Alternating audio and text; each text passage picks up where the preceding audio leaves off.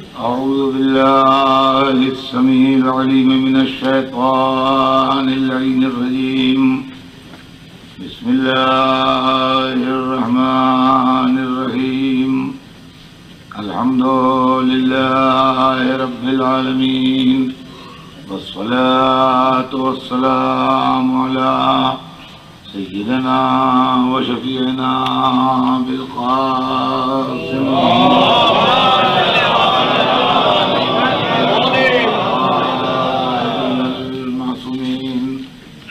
वलअनतुल्लाहि अला अअदाइहिम अजमईन मिन यौमिना हाज़ा इला यौमिद्दीन। अम्मा बाद फ़क़द क़ाल अल्लाहु सुब्हानहु तबारक व तआला फ़ी किताबिहिल मुबीन व हुवा अस्दक़ुस सादिक़ीन। मरजल बहरैनि यल्तक़ियान।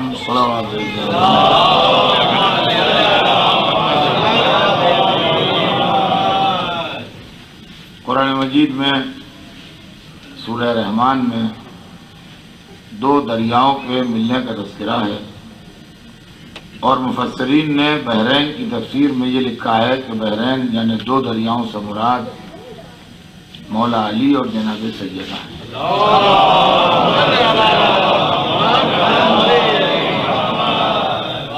कि ये दोनों हज़रात तहारत, इल्म, फज़ल, बुजुर्गी, जलालत, शान, मर्तबे के दरिया हैं। मुझसे इन दो मजालिस के सिलसिले में जो मुझे आज पढ़ना है, कल पढ़ना है, बहुत से दोस्तों और मोहतरम लोगों की कुछ फरमाइशें हैं जिनको मुझे पूरा करना है। फिर मजालिस का जो एक उन्वान है वो भी पेश नज़र रखना है। चुनांचे मैंने ये तय किया कि इन दोनों मजलिसों को इस तरह तकसीम किया जाए कि एक मजलिस में मौला अली के हालात बयान किए जाएं और एक मजलिस में जनाब सैयदा के हालात बयान किए जाएं।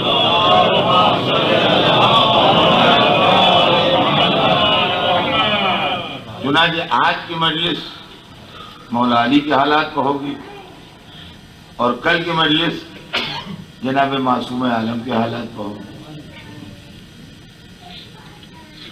ये दो मजलिसें इस तरीके से तकसीम हो जाएंगी। इसी मुनासिबत से मैंने एक ऐसी आयत कुरान की शुरू की जिसमें दोनों बुजुर्गों का तज़किरा है, ताकि आयत की भी एक मुनासिबत मजलिस से कायम रहे।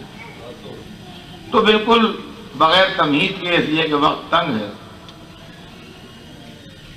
तो गौर तलब बात यह है कि मौला अली और जनाब मासूमा के जितने फ़ज़ाइल तारीख़ में हैं, जितना उनका मर्तबा है, जैसा उनका ख़ानदान है, जैसा उनका रसूलुल्लाह से रिश्ता है और जो कुछ उनके इस्लाम में कारनामे हैं, इससे कोई दोस्त, दुश्मन, अपना पराया, गैर चाहने वाला, जलने वाला इनकार नहीं कर सकता। न उनके किरदार की अज़मत से इनकार किया जा सकता है, न उनके ख़ानदान की जलालत से इनकार किया जा सकता है, न उनके ज़ाती खिदमात से इनकार किया जा सकता है, न रसूलुल्लाह से उनके जो करीबी रिश्ते हैं, बहुत ज़्यादा करीबी रिश्ते, उससे किसी इनकार की अदना भी गुंजाइश है। तो जब ये सब कुछ है तो इस्लाम में क्या हुआ कि ये लोग मुसीबतों का शिकार हैं। और तलब बात है कि जितनी फजीलतें और जितने मर्तबे और जितनी इज्जतें इन हर दो बुजुर्गवारों के पास हैं, अगर उनमें से जरा सी भी किसी को मिल जाए, जरा सी, उसका 10वां, 20वां, 50वां हिस्सा भी किसी के हिस्से में आ जाए तो वो मुस्लिम समाज में काबिल एहतराम हो जाए।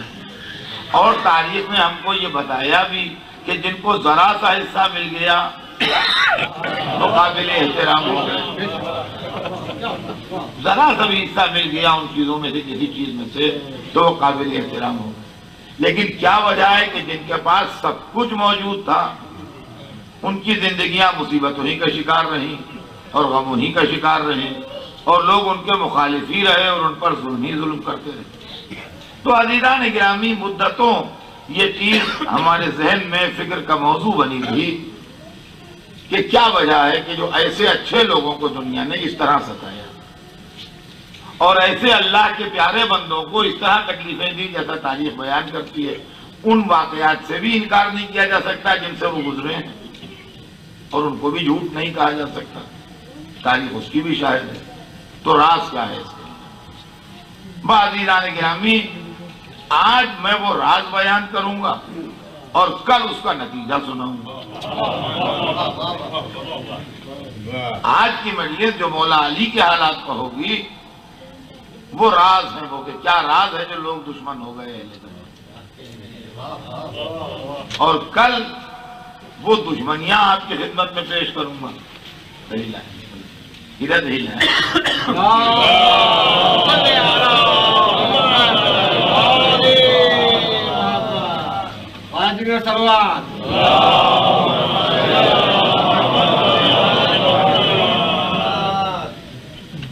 तो आज मैं आपकी खिदमत में वो राज बयान करूंगा कि वो राज क्या है कि जो इतने अच्छे लोगों के लोग दुश्मन हो, और कल वो दुश्मनी सुनाऊंगा कि क्या दुश्मनी हुई। इसलिए कि सबसे ज्यादा करीब जो हस्ती है रसूलुल्लाह के वो उनकी साहबजादी है। मौला अली भी बहुत करीब हैं, मगर कुर्बत की वो हद मौला अली को भी हासिल नहीं है। जनाब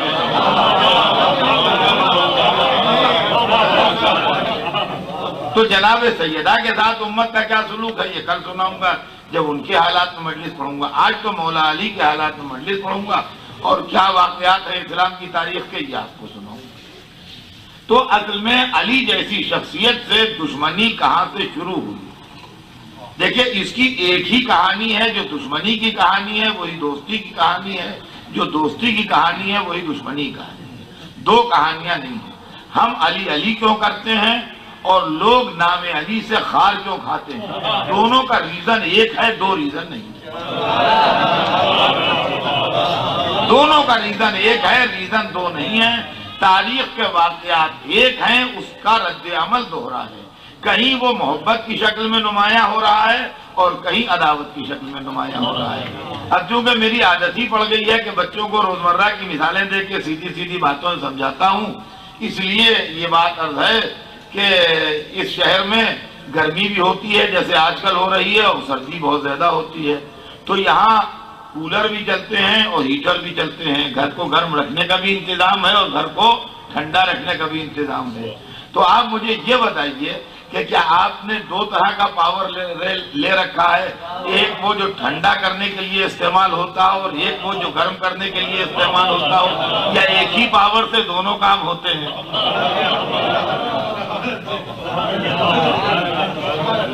यानी उसको रेफ्रिजरेटर को चलाने के लिए या कूलर को चलाने के लिए दूसरा पावर आता है जो ठंडा करता हो, ठंडा वाला, और हीटर चलाने के लिए, गर्मी पैदा करने के लिए, चूल्हा जलाने के लिए दूसरा पावर आता हो जो गर्म वाला हो।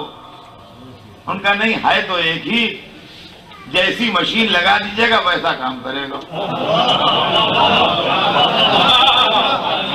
हीटर लगा दीजिएगा तो गर्मी पैदा करना शुरू कर देगा और कूलर लगा दीजिएगा तो ठंडक पैदा करना शुरू कर देगा।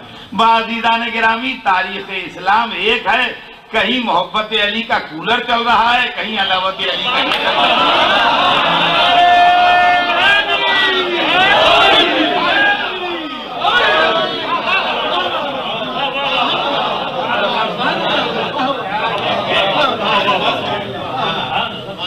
बस देर लग जाती है और वक्त बातों बातों में बस ज्यादा गुजर जाता है। लिहाजा बस मेरा तमहीद मौजू पर आ जाऊं कि जहां से इस्लाम की तारीख का आगाज होता है वहीं से दो पौधे निकलना शुरू होते हैं।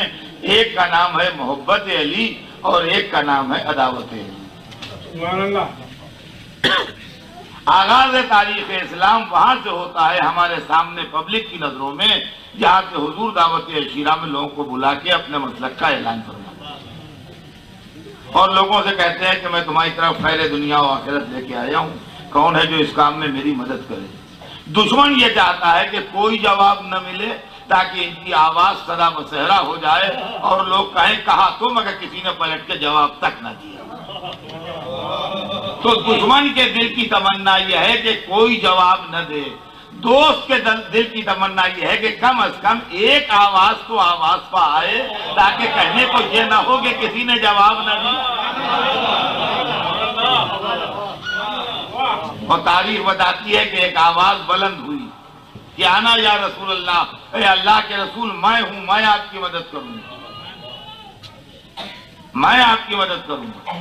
आप यकीन मानिए कमसिन बच्चे की ये आवाज, जो उसने मजमे को हिकारत की नजर से देख के कहा था आना या रसूल अल्लाह, मैं हूं अल्लाह के रसूल, मैं आपकी नुसरत करूंगा।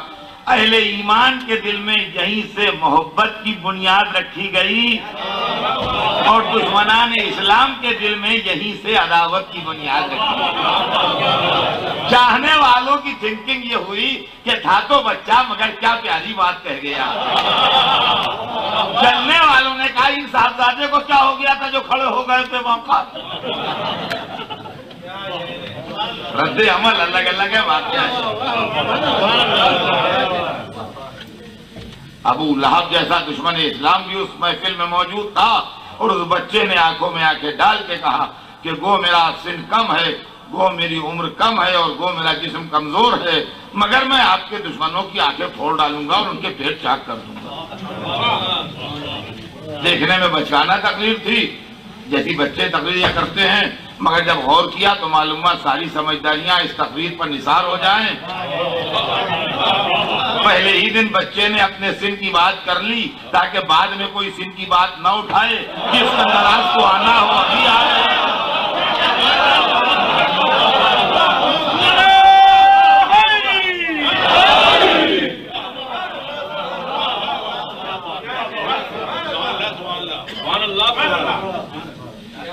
ये संदराज को आना हो अभी आए।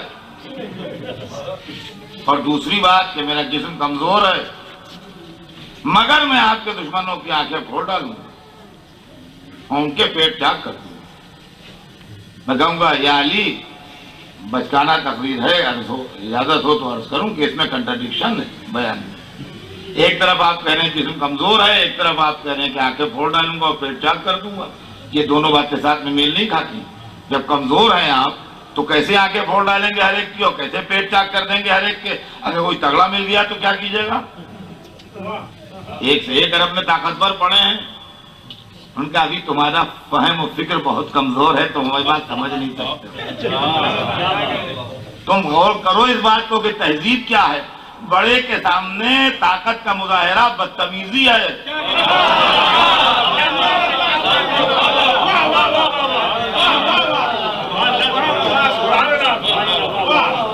लेकिन दुश्मन के सामने कमजोरी का एतराफ बुज़दिली है। तवज्जो चाहता हूँ अज़ीज़ान गिरामी, थोड़ा थोड़ा आगे बढ़ाएं आप लोग।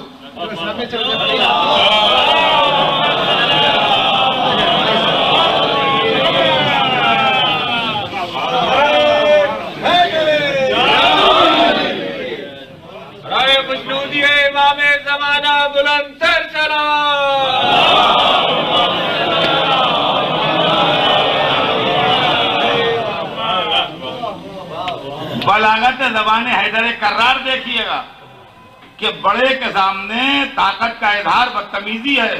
कि बाप के सामने अकेले खड़े हैं, जवान हो गए तो ये बदतमीजी है। कुरान कहता है झुक के आओ सामने, अपने शानों को झुका दो माँ बाप के सामने। तो बड़े के सामने मजहब नहीं चाहता कि आप अकड़ के आए, और दुश्मन के सामने कमजोरी का इकरार बुज़दिली है। तो शायद अली ने अजीब व गरीब जुमला कहा है जिसमें दोनों पहलू बचाए हैं कि कमजोरी का एतराफ खुदा और रसूल के सामने है, ताकत का ऐलान दुश्मनाने मोहम्मद के सामने है।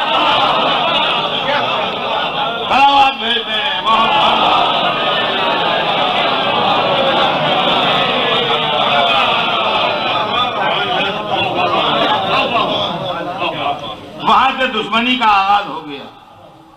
अब इसके बाद मक्के के 12 बरस गुजरे और इस 12 बरस में दुश्मनी का पौधा फपकता है, दोस्ती का पौधा भी फपकता रहा। अली नुसरत रसूल करते रहे, रसूल का साथ देते रहे, रसूल की मदद करते रहे। दोस्तों की दोस्ती में इजाफा होता गया, दुश्मनों की दुश्मनी में इजाफा होता गया। काफिरों ने रसूल के पीछे अपने बच्चे लगा दिए, ताकि इनको ढेले मारो, पत्थर मारो, इनको किसी से बातें न करने दो। अली ने उन बच्चों को पीट पाट के भगा दिया। दोस्तों के दिल में दोस्ती बढ़ गई, दुश्मनों के दिल में दुश्मनी बढ़ गई। शब हिजरत तक बात पहुंची, काफिरों ने स्कीम बना ली कि इनको सोते में बिस्तर पर कत्ल कर दो। रसूल इनको रात भर सुला के तशरीफ ले गए, हिजरत फरमा गए। जब सवेरे अली उठे और काफिरों से नजरें चार हुई, उनका तुम्हारे भाई कहाँ हैं? तो डांट के कहा क्या मेरे हवाले करके गए थे? देखिए बात तो मामूली सी है, लेकिन यकीन मानिए कि 12 बरस के फुके हुए और रात भर के जागे हुए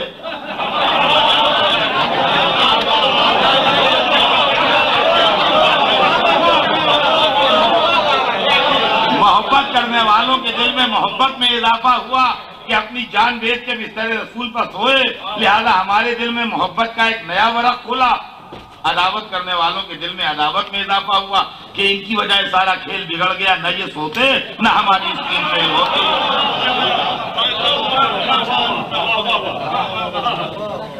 तो उनको गुस्सा अली पर आया, खैर हिजरत हो गई, अब रसूल मक्के से मदीने तशरीफ ले गए। लेकिन काफिर चैन से न बैठे, उनको गुस्सा तो था ही उनका, ठीक है अब वो अगर वहां चले गए तो हम वहां जाके उनका मुकाबला करेंगे।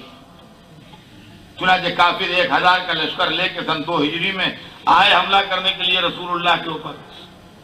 तो रसूलुल्लाह भी 313 असहाब को लेके मदीने से बाहर निकले और बद्र कुएं की जगह के ऊपर एक मकाम था जहाँ बद्र नाम का कुआं था, एक मैदान था वहां, और उस मैदान में बद्र नाम का कुआं था। तो इस वजह से वो जंग बद्र कहलाती है। वहां दोनों लश्कर आमने सामने हुए तो 3 काफिर जो दुश्मन इस्लाम में बहुत खौल रहे थे और बहुत आके से बाहर थे और बहुत गुस्से में थे, वो निकल आए सबसे पहले। एक का नाम था अतबा, एक का नाम था शैबा, एक का नाम था वलीद। अब यूं तो आप पहचानेंगे नहीं, इसलिए तारुफ का दस्तूर ये होता है कि किसी जानने वाले के जरिए तारुफ हो तो लोग जल्दी से पहचान जाते हैं। उनका ये फुला साहब है, इनका नाम ये गड्डिया जी, उनका आप नहीं पहचाने, ये फुला के भाई हैं। अरे गले से लगा लिया ना, हाँ भाई उससे तो हमारे बड़े कदीमी ताल्लुकात हैं। तो ये मामला होता है कि जब किसी जानने वाले का नाम बीच में आ जाए तारुफ के लिए, तो तारुफ जो है मुकम्मल होता है। तो मैंने पढ़ दिया, आपने सुन लिया कि एक का नाम अतबा था, एक का नाम शैबा था, एक का नाम वलीद था। लेकिन अब दरमियान में कोई जानने वाला आ जाए तो तारुफ मुकम्मल हो जाएगा। इसलिए कि यह मजमा न अतबा को जानता है, न शैबा को जानता है, न वलीद को जानता है। मगर एक ऐसा कैरेक्टर का नाम लेता हूँ जिसको आप जानते हैं। आप सब हजरात यजीद की दादी से तो वाकिफ हैं, हिंदा। अतबा हिंदा का बाप था, शैबा हिंदा का चचा था, वलीद हिंदा का भाई था।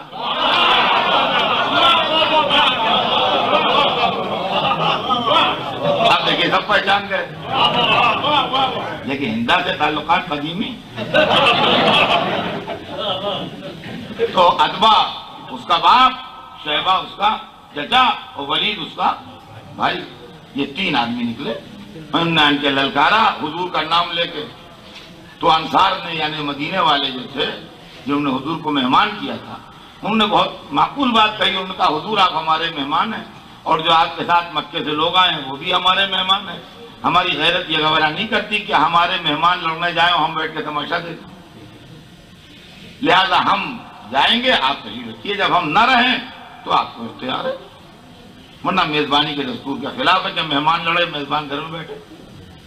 बात क्योंकि माकूल थी, इसलिए सरकार दो आलम ने फरमाया बेहतर है जाओ। 3 अंसारी जवान उनके मुकाबले में गए। जब सामने गए तो उनका तुम्हारा नाम और नसब क्या है? तो उन्होंने अपना नाम और नसब बताया कि हम लोग मदीने के रहने वाले हैं, ये नाम है, ये खानदान है। उनका हम तुमसे नहीं लड़ेंगे, हम कुरैशी हैं, हम मक्के वाले हैं, हम अपने बराबर वाले से लड़ेंगे, कुरैशी से। जाके कह दो अपने नबी से कि क्या दस्तूर अरब भी भूल गए, हमारे बराबर वाला भेजो टक्कर का, हम तुमसे नहीं लड़ेंगे। तुम्हारे हाथ से कत्ल होना भी हमारी इंसल्ट है, तुमको कत्ल करना भी हमारी इंसल्ट है। अब वो बेचारे अजब से लोपंज में कि सामने वाले लड़ने को नहीं कह रहा है, क्या करें? उन्होंने रसूल को मैसेज भेजा कि हुजूर हम क्या करें? कहा तुम पलट आओ। वो तीनों आदमी हुक्म रसूल पाके पलट आए। अब यहाँ 3 खानदानी आदमी चाहिए मक्के वाले कि जिनका ठीक ठाक खानदान हो, वो इतराज न कर बैठे फिर दोबारा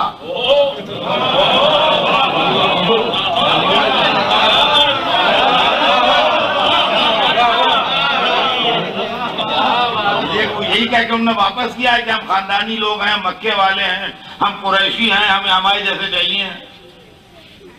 तो मक्के वाले 3 चाहिए हैं खानदानी लोग जो इनसे मुकाबला करें। अब क्या हो, अब रसूल ने किसी से कहा ही नहीं, अपने खानदान वालों को देखा तो 3 आदमी रसूल के खानदान के, जनाब हमजा, जनाब उबैदा, जनाब अली, एक रसूल के चचा, 2 रसूल के चचाजाद भाई, ये 3 आदमी इधर से गए। हमजा ने जो सबसे बड़े थे और सिन में भी और रिश्ते में भी, वो गए, उनने जाके अब्बा से कहा कि हाँ आप बताओ, ये कहते नकाब उल्टी। कहा मैं आया हूं हमजा, और ये मेरा भतीजा उबैदा आया, ये दूसरा मेरा भतीजा अली आया है, कहो क्या कहते हो। तो तारीख में है कि उसने एक जुमला कहा कि हाँ तुम हो कुफ़े कलीम, यानी बराबर की जोड़ हो। और उसके बाद सिन और साल और मर्तबे और रिश्ते के हिसाब से जोड़ें बढ़ गई। सबसे सीनियर इधर जनाब हमजा थे, सबसे सीनियर उधर अब्बा था, तो हमजा और अब्बा की जोड़ हुई। इधर 2 नंबर पर उबैदा थे, उधर शैबा था, उबैदा और शैबा की जोड़ बनी। सबसे कम से यंगेस्ट मेंबर जो थे वो मौला अली थे, उधर सबसे यंगेस्ट मेंबर जो था उस टीम का वो वलीद था, तो अली और वलीद की जोड़ बनी। और उसके बाद तलवार चल गई, और सबसे पहले जिसने अपने सामने वाले को गिराया वो अली थे। अली ने जैसे ही वलीद को खत्म किया और उधर मुड़ के देखा तो देखा हमजा भी अपने सामने वाले को गिरा रहे हैं। ये मुड़ने, अब उधर मुड़े तो देखा शैबा अभी तक उलझे हुए हैं, तो जब ये उधर से चले तो शैबा को भी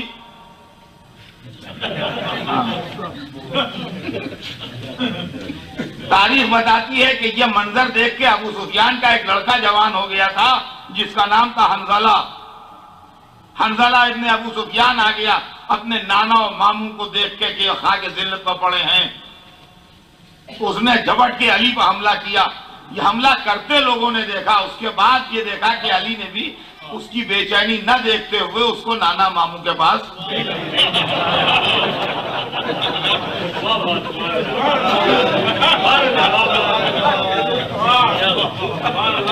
और इसके बाद जो तलवार खींच के जनाब हमजा और मौला अली ने और दूसरे मुसलमानों ने काफिरों पर हमला शुरू किया, तो तारीख बताती है कि थोड़ी देर में लश्कर कुफ्फार में भगदड़ मच गई। मैं बहुत तफसील से नहीं बल्कि बहुत जल्दी जल्दी पढ़ रहा हूं ताकि मंजिल तक पहुंच जाऊं। लश्कर कुफ्फार में भगदड़ मच गई, और जब कुश्ते गिने गए तो जितने बद्र में मारे गए थे उनमें 50% अकेले अली ने कत्ल किए थे और 50% सारे मुसलमानों ने मिलकर कत्ल किया। पहली लड़ाई खत्म हुई, इस्लाम को फतेह मुबीन हासिल हुई। उस जमाने में न रेडियो था, न टीवी था, न टेलीग्राम था, न टेलीफोन था, कुछ नहीं था। हिसाब लगता था कि इतने दिन जाने में लगेंगे, इतने दिन आने में लगेंगे, अब आज लश्कर को आना चाहिए। मक्के के बुड्ढों ने कहा था कि जाके देखो लड़कों से लश्कर आता होगा, मोहम्मद का सर लेने गए हैं वो आता होगा, हमें इत्तिला देना, हम इस्तिकबाल को निकलेंगे, उनको लाएंगे शान से। एक दिन बच्चों ने कहा कि आ रहा है लश्कर, हम देख रहे हैं कि हमें लोग आते दिखाई दे रहे हैं, अब लोग निकले होंगे। कहा आ रहा है लश्कर, आ रहा है, आ रहा है, अभी दूर है, और करीब और करीब और करीब, यहाँ तक के चेहरे पहचाने जाने लगे होंगे। यहाँ तक क्या होगा कि बस सर झुकाए हुए आ रहे हैं, कुछ बहुत मुजमहल आ रहे हैं, उनका थके हुए इतनी दूर से आ रहे हैं, सर झुकाए हुए कहा आने दो। यहाँ तक क्या बहुत करीब आ गए। अब ये हंसते हुए बढ़े, क्या हुआ, कत्ल करके लाए मोहम्मद का सर? अरे उनका कहाँ लाए, क्या हुआ, कहा हार गया। अरे कैसे हारे? कहा सबको अली ने मार डाला। अच्छा आप यकीन मानिए, कहीं से लश्कर हार के आए लोग, कहीं के मार डाले गए लोग, तो हर एक जो नजर नहीं आ रहा है अपने रिश्तेदार को ढूंढेगा या नहीं? देखिए हर बात तारीख में नहीं लिखी होती, कुछ दिमाग से भी इस्तेमाल कीजिए, हर एक देखेगा भाई जो नजर नहीं आ रहा है उसको ढूंढेगा। उनका मामू कहाँ है? उनका अली ने मार डाला। दूसरा उनका चचा कहाँ है? उनको अली ने मार डाला। अब कोई बुढ़िया हंगामा भैया कहाँ है? उसको अली ने मार डाला। अब तो जरा ही देर में सारे मक्के में अली का नाम लेकर रोना हो रहा है, बुराई हो रही है अली की। देखिए दुश्मनी डेवलप हो रही है, दुश्मनी डेवलप हो रही है। दुश्मनी डेवलप हो रही है। अबू जहल लड़ाई में मारा गया, अबू लहब इस वाक़े की खबर सुन के घुल घुल के चंद दिन बाद मर गया। मक्के की लीडरशिप अकेले अबू सुफियान के हाथ में आ गई। तारीख बताती है साल भर अबू सुफियान और उसकी बीवी हिंदा ने गले में ढोल डाल के हुस्निया नज़में पढ़ी हैं और चंदा किया है, और उसके बाद पैसे जमा किए हैं और दूसरे साल लश्कर की तादाद 3 गुनी बढ़ा के गए हैं लड़ने के लिए। यानी अब की 1000 का लश्कर लेके गए थे, उहद में 3000 का लश्कर लेके गए। हुजूर सरवर कायनात 700 का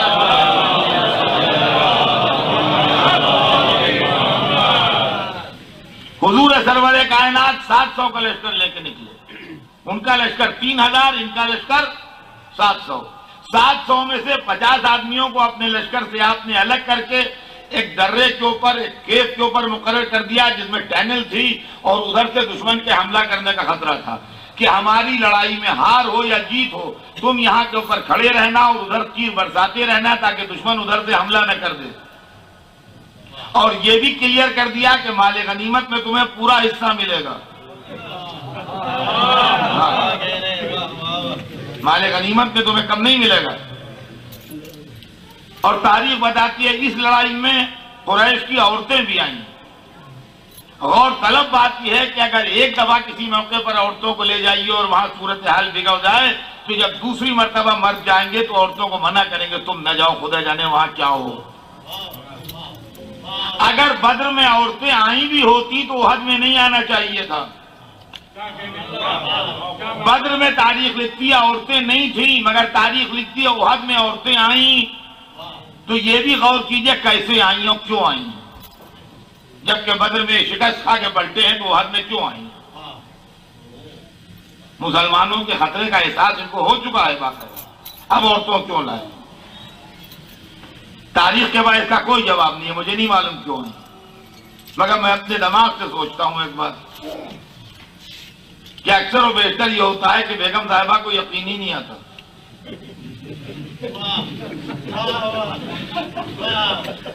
उनका ऐसा रुमाल लेते आना अमेरिका में मिलता है, हमने शिकागो, न्यूयॉर्क, ह्यूस्टन हर जगह ढूंढा, नहीं मिला।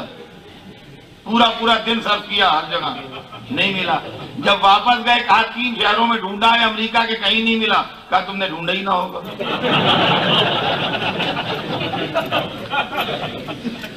अरे हम तुम्हारी आदत से वाकई में, तुम गए ना होगे, निकले ही ना होगे, भला अमेरिका में रुमाल ना मिले, कोई अक्ल में आने वाली बात। तुम गए ना होगे, तुम हमारी बात की परवाह ही नहीं, अपने चक्करों में रहते हो। ये हर एक कदर से दिल है जो कर रहा हूं।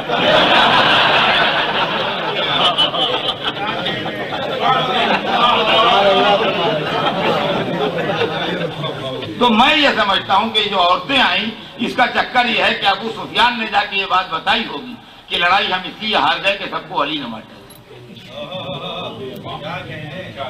तो हिंदा जिसका पूरा खानदान मार डाला गया था, उसको यकीन ही ना आ रहा होगा। भी एक अक्ल में आने वाली बात ही नहीं है कि अली सबको मार डाले। तुम लड़े ही ना होगे, तुम लड़े ही ना होगे। अच्छा, अब की हम चल के देखते हैं कैसे अली सबको मार डालते।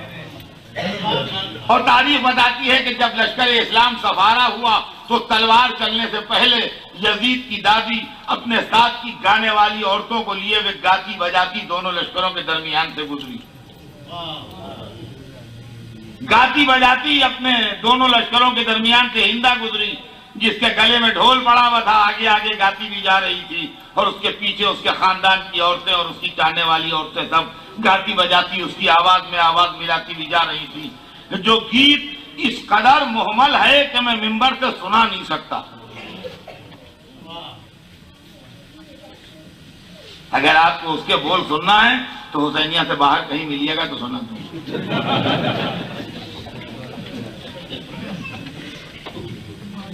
पहला उसका शेर इस काबिल है कि सुना दिया जाए, वो सुनाई देता हूं।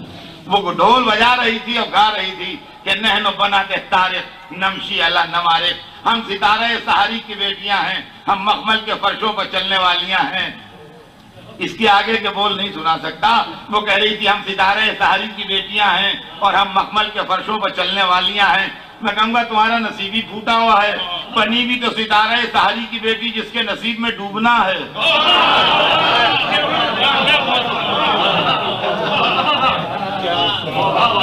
और तारीख बताती है कि जब ये गाती बजाती गुजर गई तो अलमदार लश्कर कुफर बढ़ा और आलम इस्लाम मौला अली के हाथ में था। एक दो हाथों की रद्दोबदल के बाद वो जमीन पर गिरा, दूसरे ने अलम लिया, वो गिरा, तीसरे ने अलम लिया, वो गिरा, चौथा, पांचवा, छठा, सातवां,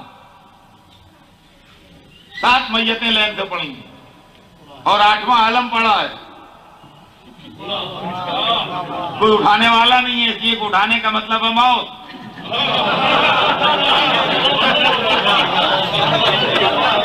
और अली तलवार लिए खड़े हैं। देखिए, दोस्ती का पौधा भी बढ़ रहा है, दुश्मनी का पौधा भी बढ़ रहा है। ये ध्यान में रखिएगा, दोस्ती भी डेवलप हो रही है और दुश्मनी भी डेवलप हो रही है। अली तलवार लिए खड़े हैं, 7 मैयतें पड़ी हैं, 8वां आलम पड़ा है, कोई आ नहीं रहा है। जब औरतों ने ये मंजर देखा तो अपने लश्कर की इज्जत बचाने के लिए एक औरत ने हाथ में बढ़ के अलम उठा लिया। ये जंगे उहद है, एक औरत ने हाथ में बढ़ के अलम उठा लिया। तारीख बताती अली लाहौर पढ़ के अपने लश्कर में वापस आ गए। वह उसी दिन से परख गई।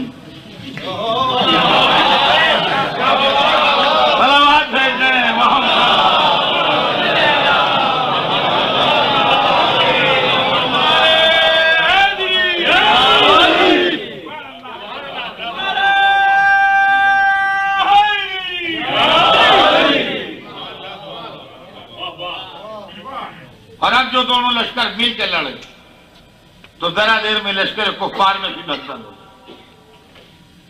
3000 का लश्कर भागने लगा मैदान से और मुसलमान माल गनीमत समेटने लगे। इधर लश्कर भाग रहा था और मुसलमान माल गनीमत समेट रहे थे कि उन 50 आदमियों में अबतरी पैदा हुई जो दर्रे पर थे और उन्होंने अपने सरदार से कहा कि लश्कर लड़ाई तो मुसलमान जीत गए। तो उन्होंने कहा तुमसे क्या,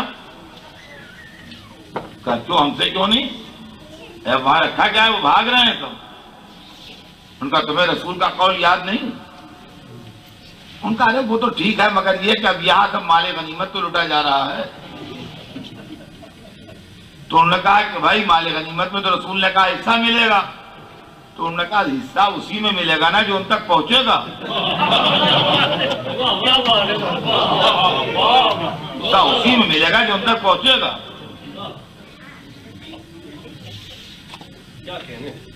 तो उनका तुम यही ठहरो, हुक्म रसूल यही है।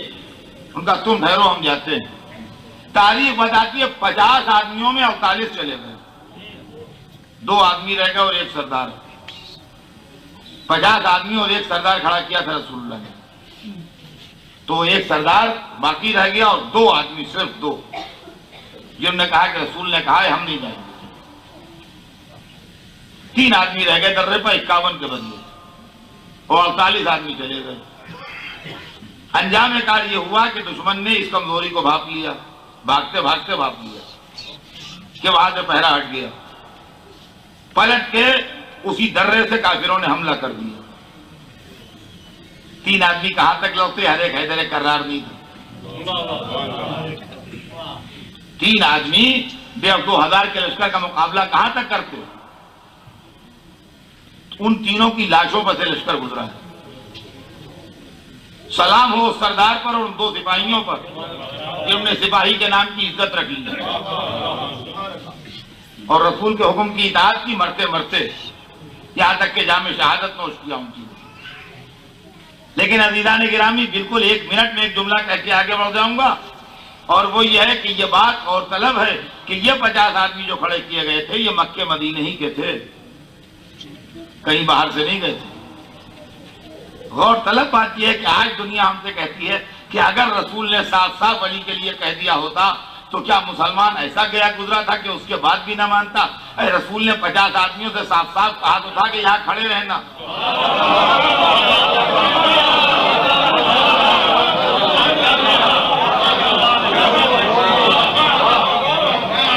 जब 4 टूटी गिरोह 2 तलवारों के लिए रसूल का कहना नहीं मान रहे थे लोग, तो पूरी हुकूमत के लिए कौन मान लेता?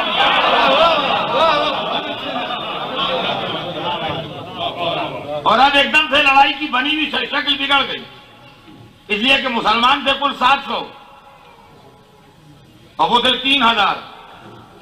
3000 का आधा होता है 1500, तो 1500 भी 700 के दूने से ज्यादा हैं।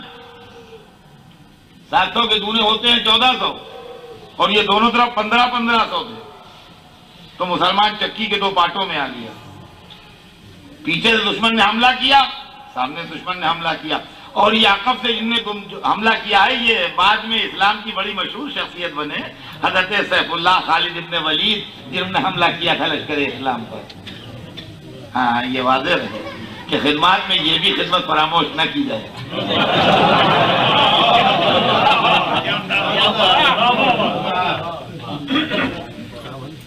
और अब सूरत हाल ये पैदा हो गई कि पीठ पर तलवारें पड़ रही हैं, सामने दुश्मन तलवार लिए, सारा लड़ाई का नक्शा ही बिगड़ गया। काबू में आई भी लड़ाई खत्म हो गई।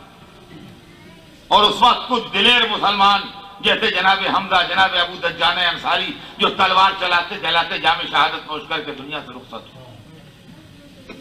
और बहुत से समझदार मुसलमान हालात की नजाकत देख के महफूज मकामात पर तशरीफ ले गए।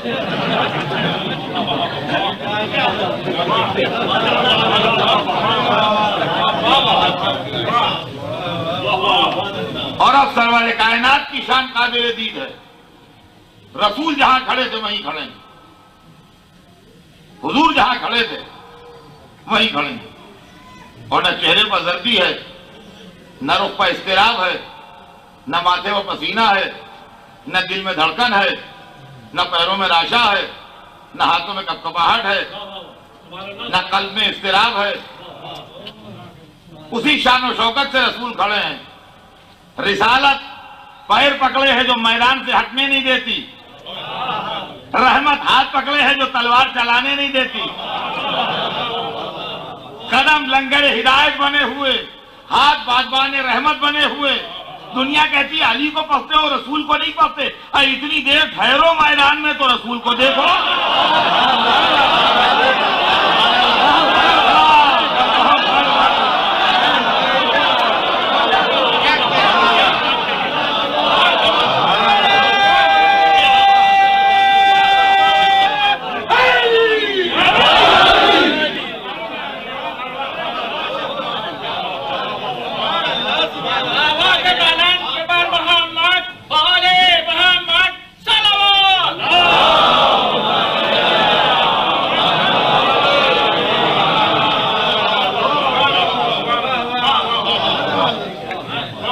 तारीख बताती है किसी ने यह आवाज भी बुलंद कर दी कि रसूलुल्लाह शहीद हो गए।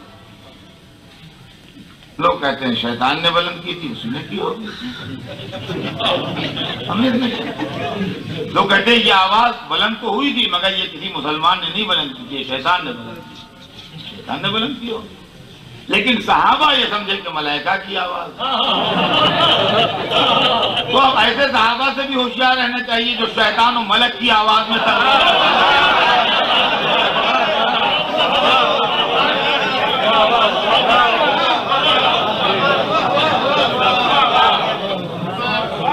और जरा सिचुएशन देखिएगा कि मौला अली अभी दूर कहीं लड़ रहे थे और यहां सूरत हाल यह है कि काफिरों ने रसूल के गिर्द हल्का डाल दिया और फौजी नज़्म तरतीब से वो अपना हल्का तंग कर रहे हैं और अब इतना करीब आ चुके हैं कि उनके हाथों के फेंके हुए पत्थर जिसमें अकस से टकरा रहे हैं। देखिए पत्थर जो है वो राइफल की गोली की तरह नहीं होता है। राइफल की गोली उस मशीन की ताकत से चलती है जिससे चलाई जाती है। तो बच्चे के हाथ से राइफल चले या फौजी अफसर के हाथ से राइफल चले, गोली का अमल एक ही होगा। लेकिन पत्थर के अंदर यह सिफत नहीं है।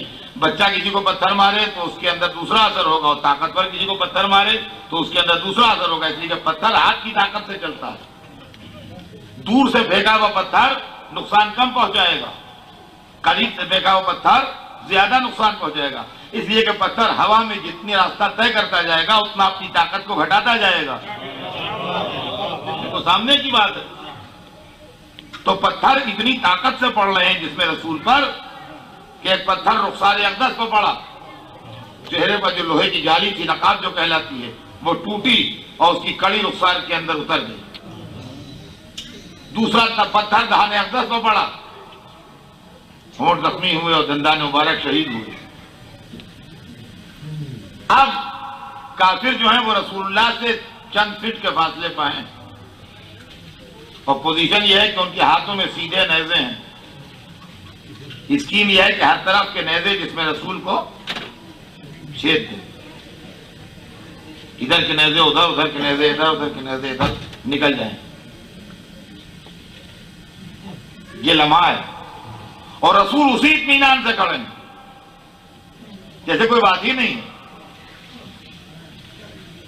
अब इसके अंदर 1 मिनट से भी कम का वक्फा शायद बाकी है कि उनके नेज़ों की अनिया जिसमें मुतहर से मस हो कि एक दफा एक बिजली सी चमकी, एक दफा एक बिजली सी चमकी और लोगों ने देखा हैदर कर्रार रसूल के सामने खड़े हैं। और रसूल ने जैसे ही अली को देखा तो एक जुमला कहा, या अली ये है वक्त नुसरत। मैं कहूंगा या रसूलल्लाह अल्लाह के होते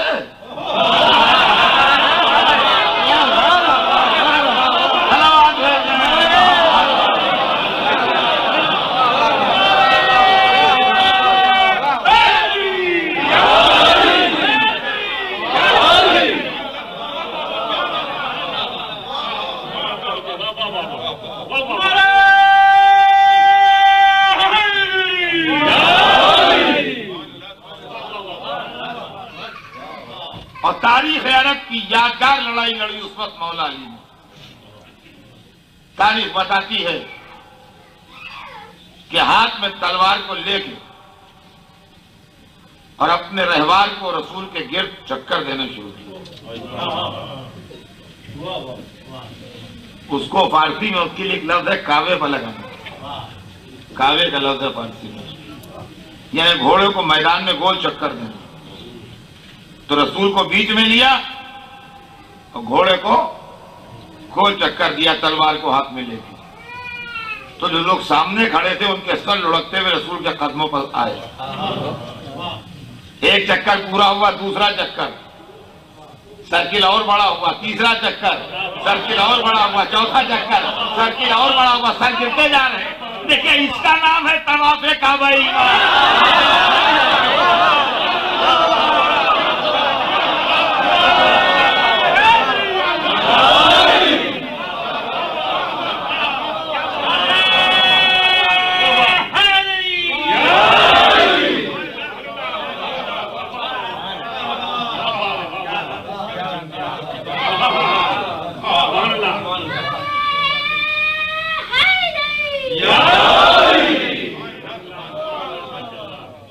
इसका नाम है तवाफ़े काबा।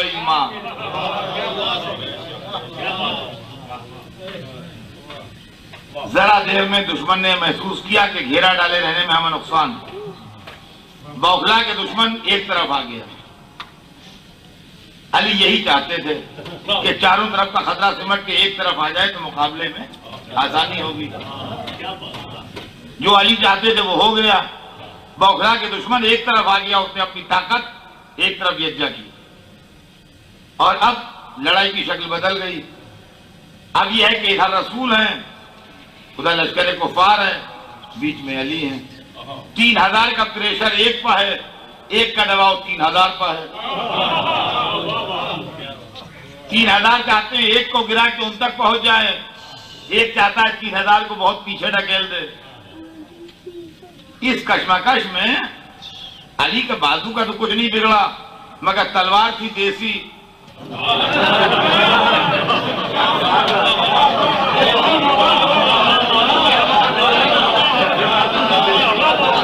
किसी दुनिया की बनी हुई थी। वो इतना जबरदस्त प्रेशर नहीं झेल पाई।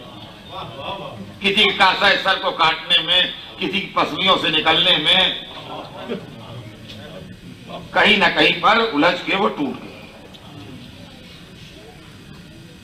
ये पलट आए रसूल की तरफ। मौके की नजाकत देखिए, क्या रसूल तलवार टूट गई? वो तलवार लगाए खड़े थे, हुजूर तलवार लगाए हुए, मगर वो अपने उसी इत्मीनान से खड़े हैं। तलवार टूट गई तो टूट गई, क्या कहूँ या हुजूर दुश्मन सामने ही है, तलवार दीजिए। तो कहेंगे मुझसे क्या मतलब, जिसका सरपाही है वो तलवार दे।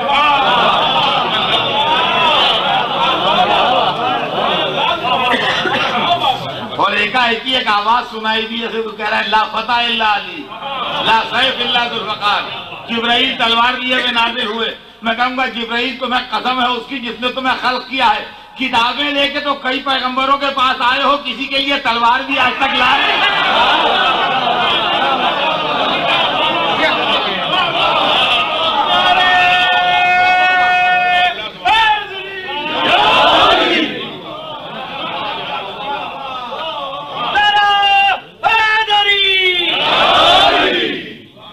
और अब जरा देर में तलवार भी उधर की और हाथ भी उधर था।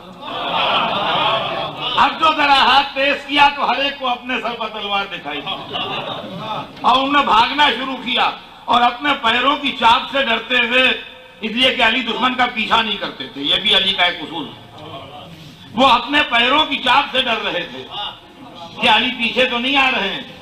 और मंजर काबिले दीद था उस वक्त उहद का कि वो सितारों की बेटियां आगे आगे और उनके बेटे पीछे पीछे, वो पीछे मुड़ मुड़ के देखते हुए भागे चले जा रहे हैं। मैं कहूंगा सितारों की बेटियों गैरतदार हो तो अब मैदान में अली के सामने ना आना।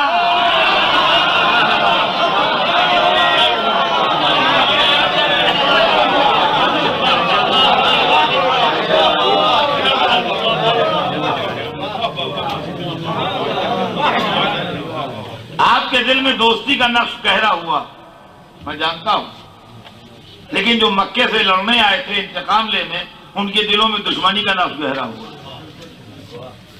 जब वहां से वो पलटे तो नौजवानों के चेहरों में कुछ मुस्कुराहट भी थी कि आज हमने बहुत से मुसलमान मार लिए।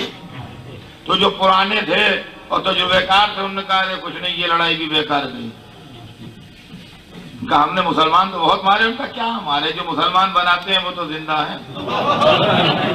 जितने तुमने मारे हैं 8 दिन में उसके चौकने बना के डाल देंगे, कुछ भी फायदा नहीं। क्या फायदा, क्या कुछ भी नहीं। अरे चाचा क्या बताएं, वो तो बिल्कुल सामने ही थे जैसे आप खड़े हैं। वो अली आ गए बीच, वो फुला बढ़ा था उसको हमने मार डाला, तो बंद पीछे की तक लिया। तो अच्छा किया बेटा तुमने, हाँ अच्छा किया। तो अब ये है, वहां अदावत डेवलप हो रही है। और देखिए इसकी दलील यह है कि तीसरी लड़ाई में, जिसको जंग खंदक कहते हैं, जिसका नाम जंग अहज़ाब भी है, जब अबू सुफियान लश्कर लेके आया है तो लश्कर से ज्यादा पहलवान की तलाश पर दौड़ थी। ये क्यों पहलवान ढूंढा गया? ये पहलवान अली के लिए ढूंढा गया था, इसलिए कि अबू सुफियान 2 लड़ाइयों में देख चुका था कि और सबके दस्तों बाजू तो आजमाए हुए हैं, अली का इंतजाम होना चाहिए।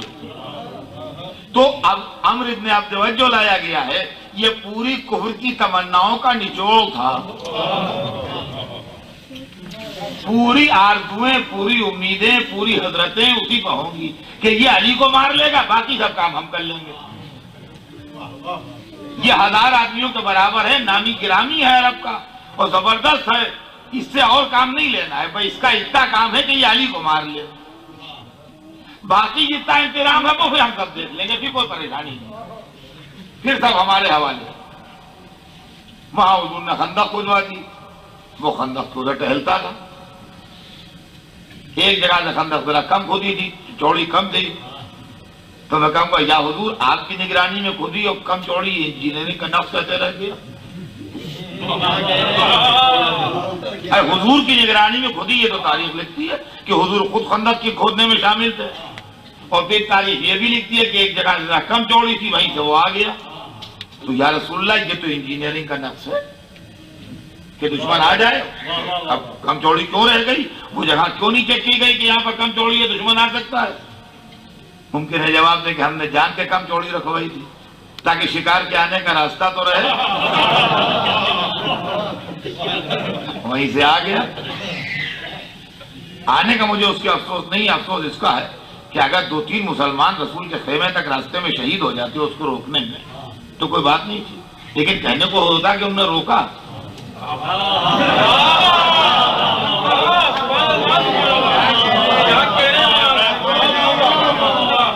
सदमा इसका है कि डायरेक्ट रसूल के खेमे तक आया और नेजा मार के बदतमीजी की उसने और ललकारा, और रसूल ने जब उसकी आवाज सुनी तो कहा मन लिहाजल कल्ब, इस कुत्ते के लिए कौन है? तो ये जुमला भी देखेगा वो रसूल जो हमेशा नहायत मुहज्जब लफ्ज़ें इस्तेमाल करता है, वो कह रहा है इस कुत्ते के लिए कौन है? या हुजूर आप ना कहिए, हम कुत्ते से बदतर कह देंगे, आप ना फरमाइए, आपकी जवाब मुमकिन है जवाब में जानबूझ के कह रहा हूं इसलिए कि ये लड़ने नहीं आया, ये अकायद की तौहीन कर रहा है। वो आगे कह रहा था मुसलमानों कहां गई तुम्हारी जन्नत? मार डालो काफिर को तो गाजी हो जन्नत तुम्हारी, मर जाओ तो शहीद हो जन्नत तुम्हारी, आओ लो जन्नत, मैं बांट रहा हूं जन्नत, या मेरे हाथों मर के शहीद बन के जन्नत लो या मुझे कत्ल करके गाजी बन के जन्नत लो। तो देखिए ललकार नहीं रहा है जैसे अरब में ललकारा जाता था, यह अकायद का मजाक उड़ा रहा है। तो जो अकायद का मजाक उड़ाए उससे ज्यादा तमीज से बात नहीं होती है।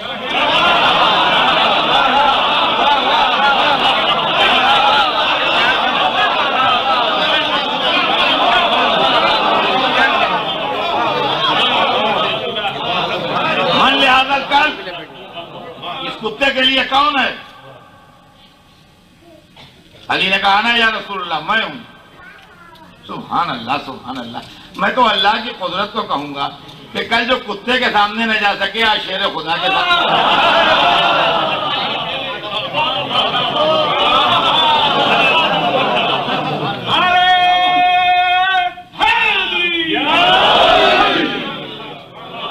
तो मुझे लड़ाई नहीं पढ़ना है, आप देख रहे हैं ना कितना तेज अपनी मंजिलों से गुजर रहा हूं, मुझे लड़ाई नहीं पढ़ना है। बात जो है वो ये है कि जब मौला अली गए उसके सामने तो वहां जो कुफार का लश्कर आया था वो सब, और इधर जो उनके वेलविशर थे वो सब,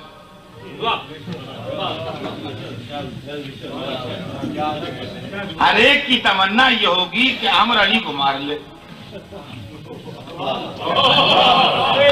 हर एक की आरज़ू ये होगी कि आज अमर अली को मार ले, और जितने मोमिनीन थे उनकी आरज़ू क्या होगी कि आज अली अमर को मार ले। तो सारे मोमिनों की तमन्नाओं का खुलासा बन गए अली, और सारे काफिरों की आरज़ुओं का निचोड़ बन गया अमर। तो रसूल ने क्या गलत कहा? कुल्ले ईमान कुल्ले कुफर के सामने ला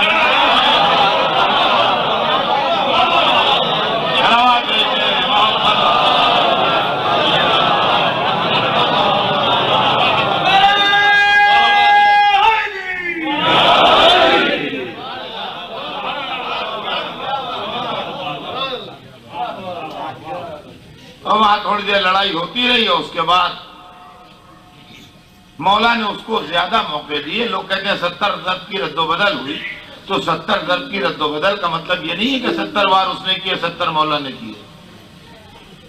रद्दोबदल का मतलब ये ना निकालिएगा कि 70 उसने किए 70 मौला ने किए, नहीं 69 उसने किए होंगे लेकिन उन्होंने किया होगा। इसलिए कि रसूल ने कुल्ले कुहर कह दिया था, लिहाजा अली ने भी सोचा होगा सारे अरमान निकाल ले। और उसके बाद उसका सर लिए पलटे तो रसूल ने कहा एक ज़रबत इबादत सकलैन बुखारी। क्या कहना मेरे मौला अली, ऐसी भी लड़ाइयां लड़ लिए कि गए तो मेयारे ईमान बने, वापस आए तो मेयारे अमले साले इल्लल्लज़ीना आमनू व अमिलुस सालिहात। जब गए तो कुल्ले ईमान का खिताब पाया, जब आए तो कहा कि इबादत सकलैन पर एक ज़रबत भारी है। और अब इसके बाद काफिरों की हिम्मत तो टूट गई, इनमें तो दम रहा नहीं लड़ना। मगर अबू सुफियान ने खैबर के यहूदियों को ऊंचा किया, खैबर के यहूदियों को ऊंचा किया, और वहां लश्कर कशी की तैयारियां हो रही थी कि रसूल लश्कर लिए हुए पहुंच गए। इसलिए कि उन्होंने रास्ते खतरनाक कर दिए थे और मुसलमानों को इक्का दुक्का मारना और लूटना शुरू कर दिया था, लिहाजा उनकी सड़कों भी जरूरी थी। तो रसूल लश्कर लिए वे पहुंच गए। खैबर किले का नाम नहीं, खैबर इलाके का नाम। किले का नाम था कमूस, किले का नाम था कमूस। उसके आगे खंदक थी, उस पर दरवाजा खुलता था और दरवाजा जो था वो गेट कम ब्रिज था। वो पटों वाला दरवाजा ऐसा नहीं था, वो दरवाजा यूं आता था नीचे। समझ लीजिए मामले को। जो लोग कहते हैं 40 पहलवान मिलकर खींचते थे, तो लोगों की समझ में नहीं आता 40 पहलवान कैसे मिलकर खींचते थे। वो ऐसा था उस जमाने में, वो क्रेन व्रेन का सिस्टम नहीं था, हाथ में ही सब काम होता था। तो मोटी जंजीरों से जगड़ा हुआ था वो, जब उधर से खोला जाता था धीरे धीरे करके वो ऐसे आ जाता था, तो वो ब्रिज बन जाता था खंदक के ऊपर। वही ब्रिज था, और जब उसको उठा लिया तो वही दरवाजा हो गया, इधर खंदक आ गई, रास्ता बंद हो गया। सिचुएशन समझ गए आप क्या थी? सिचुएशन समझ में आ गई। जब उसको खोल दिया तो वही ब्रिज है, उस पर से लोग आ जा रहे हैं और यूं जंजीरें लगी हुई हैं, उनसे वो जकड़ा हुआ है। और जब उन जंजीरों को खींचा लोगों ने तो लोहे का एक पट जो है वो उठ के बंद हो गया, यूं बंद हो गया। अब वो बंद भी हो गया और इधर खंदक आ गई सामने, अब आने जाने का रास्ता ही बंद हो गया। ये पोजीशन थी उसकी, गेट कम ब्रिज था। तो लोग कहते हैं कि असल में मुसलमान लड़ने तो जाते थे, मगर ये कि जब कुफार ढोल बजाते थे तो घोड़े भाग जाते थे। तो पहाड़ी रास्ते पर संभालना मुश्किल हो जाता था, तो लोग चले आते थे। ठीक ही हो गया, जब लिखा है तो हम तो जमाने में थे नहीं कि हम कह नहीं ऐसा नहीं होता था। घोड़े भड़क जाते होंगे, जैसे बाजे बाजे बजाते होंगे, घोड़े भड़क जाते होंगे। लेकिन वहां जब मौला अली गए तो उनका घोड़ा भड़का भड़का नहीं। इसीलिए हम आज तक जुल्जना की तारीफ करते हैं कि कुफार के ढोल से भड़कता नहीं।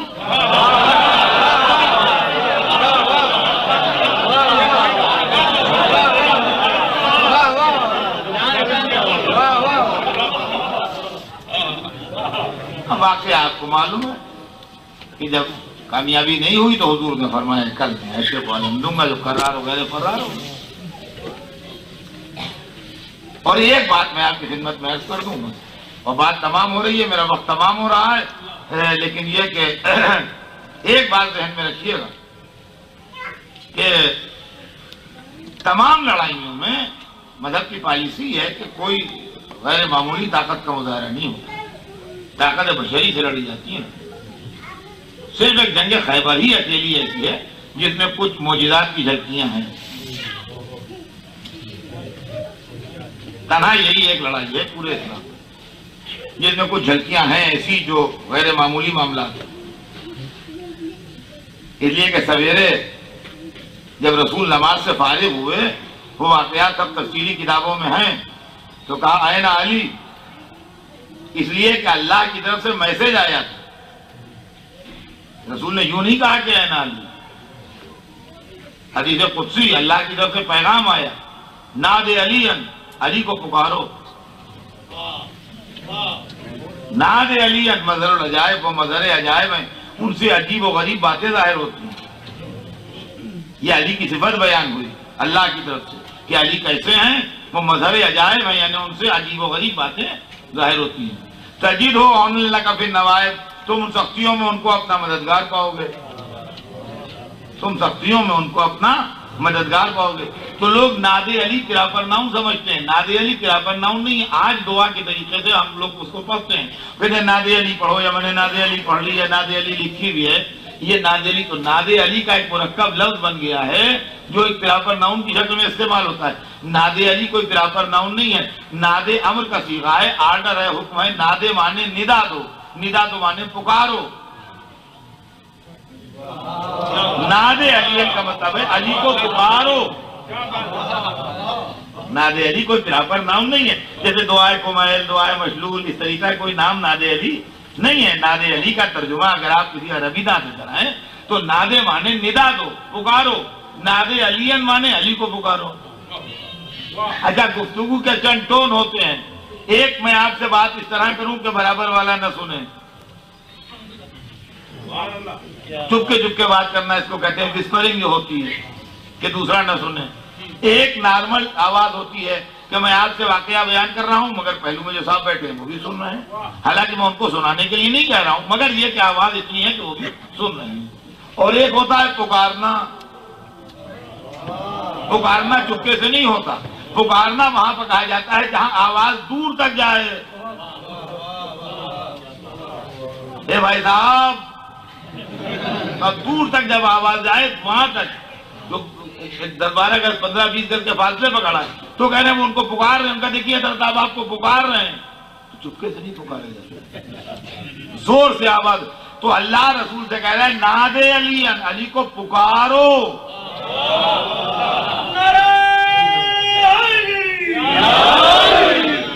यानी जोर से पुकारो।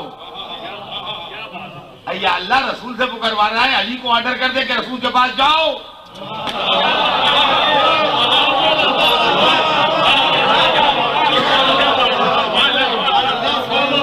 सीधे अली को ऑर्डर दे कि रसूल के पास जाओ, कि रसूल को रहमत दे रहा है कि अली को पुकारो।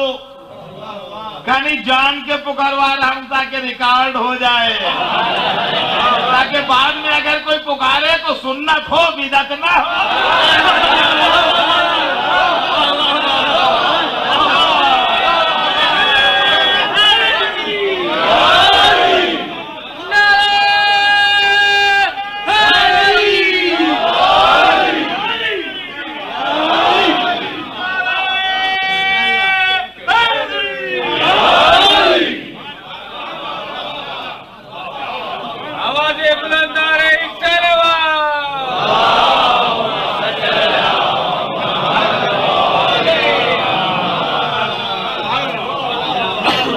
पुकारो, पुकारो। रसूल ने पुकारा। और बात कहते हैं कि अली वहीं खैबर में थे, मगर आंखों में तकलीफ थी, आंखें दुख रही थी, आंसू में चश्म था, इसलिए हाजिर नहीं थे वहां पर। और दूसरे ये कहते हैं कि नहीं वो खैबर में नहीं थे, मदीने ही में थे, आंखों में ऐसी तकलीफ थी कि आए नहीं थे। तो अगर मदीने में भी हो तो मज़हरुल अजाइब कहने के बाद आने में ताज्जुब न कीजिए। बाद जब उन्होंने पुकारा तो अली सामने आ गए। कहा या अली क्या हाल है? तो बुला के सर को जानू पर रखा और अंगुष्ठ शहादत को ज़बान अक़दस से मस किया और अली की आंखों फेर दिया। फरमाते उसके बाद मुझे तमाम जिंदगी कभी तकलीफ नहीं हुई। और उसके बाद अलम दिया, कहा या अली जाओ। अली अलम लेके चले और वहां वो बैठा हुआ था ऊपर कले के दरवाजे को, भाई खिड़की थी, ऊपर बैठता था, वो देखता था इधर का मंजर। तो उन्होंने देखा आज का आने वाला दूसरे अंदाज से आ रहा है, लश्कर तो कब आता रहेगा, वो आ गया। और आने के बाद उसने मज़हरुल अजाइब तो है, कहता अलम कोई पत्थर पर नस पर दिया। तो उसने जो अंदाज देखा वो सब देखा, तो उसने अंदर घूम के कहा कि रब्बे मूसा की कसम तुम हार गए। वही आया है जिसका जिक्र तौरात में है, आज वही आया, तुम आज हार गए। और रवायत बताती है कि बस उधर से वो कहते हैं कि मरहब आता था, मरहब नहीं निकलता था, वो पहले उसका भाई निकलता था। लोग पॉपुलर मरहब था तो लोग समझते थे मरहब निकलता है, मरहब नहीं निकलता, इसका भाई निकलता था, अंतर निकलता। मगर चूंकि पॉपुलर मरहब था लिहाजा लोग कहते मरहब आ गया, वो आता था अंतर। तो आज भी वही आया और 2 मिनट के बाद अंदर ये खबर गई कि मारा गया। तो अब वो असली वाला मरहब आया। अब अज़ीज़ान गिरामी वक्त भी तमाम हो गया और बयान भी 1 घंटे से ज्यादा हो गया। बातों बातों में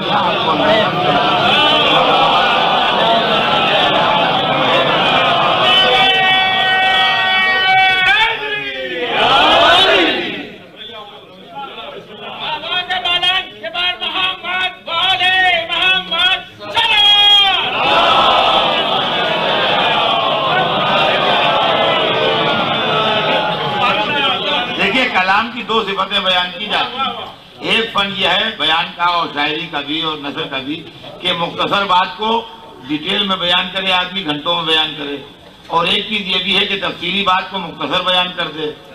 हमने आज इसको सनत इजाज कहते हैं, इसका टेक्निकल नाम है, लेकिन वहां उस सनत में सुनिए आप कि आप चला मरहब असली वाला।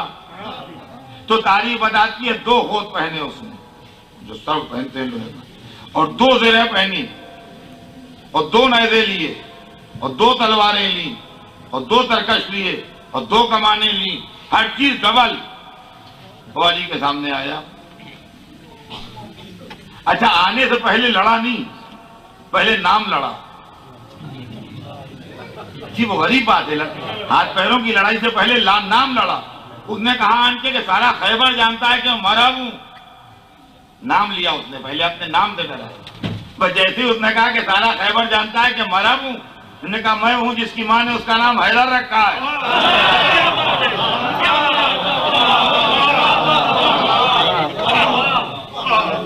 हाँ, उसने आने के लिए डराते हुए कहा मरहब, इन्होंने उसको डांट के कहा हैदर। अब समझे आप मारे हैदरी से किसे बिगाड़ है।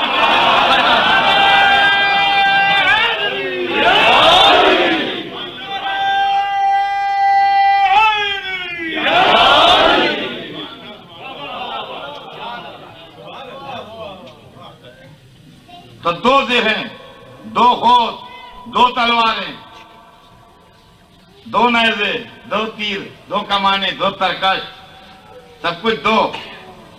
अली के सामने आ गया लौटने के लिए। बहुत में तब देखते रहिएगा, मौला अली की तलवार से अगर नजर हटी तो फिर आप समझ नहीं पाए।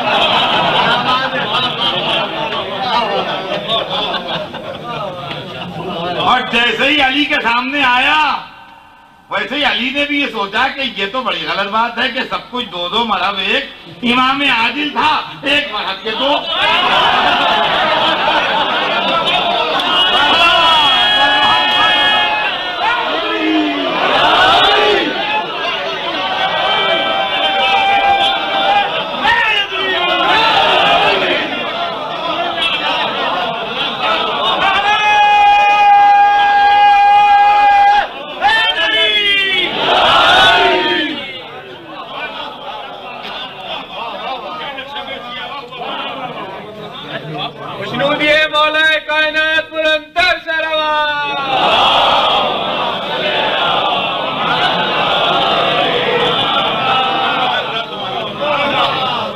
जैसे ही उन लोगों ने देखा वैसे उन्होंने दरवाजा बंद कर दिया। वो गेट जो था वो है,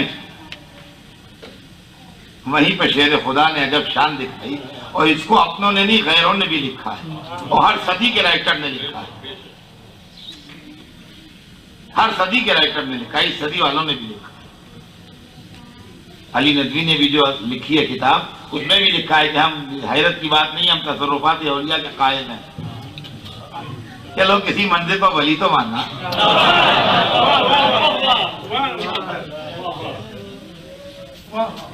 हाँ, उसके बाद तारीफ बताती है कि चमक करके उधर गए, बाएं हाथ डाल के झटका दिया तो खैबर का दरवाजा हाथ में था। फिर बाद में उसी को ब्रिज बनाया और पूरा लश्कर उससे गुजरा और वली हाथ में लिए रहे उसे। बस बात मेरी तमाम हो रही है। एक बात अर्ज करूंगा, हे मौला, कभी गुलाम की भी मान लिया कीजिए, किसी हाथ को जरा सा, किसी मौके पर जरा सा, फिर कोई हाथ को बैत के लिए नहीं बुलाएगा।